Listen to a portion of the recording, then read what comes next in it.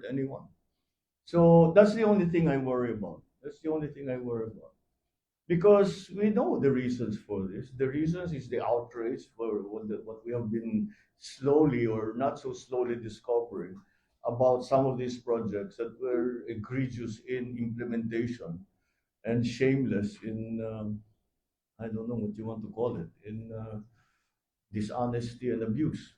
So, of course, they will, you know, of course that will be that will be a cause for outrage.